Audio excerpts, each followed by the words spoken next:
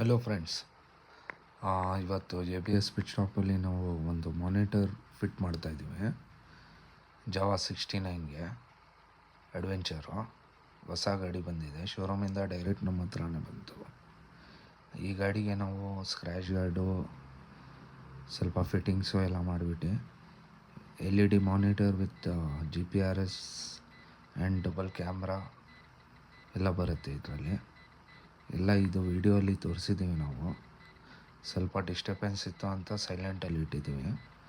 ನಮ್ಮದು ಅಂಗಡಿಗೆ ವಿಸಿಟ್ ಮಾಡಿ ಎಲ್ಲ ಡೀಟೇಲ್ಸ್ ತೋರಿಸ್ತೀನಿ.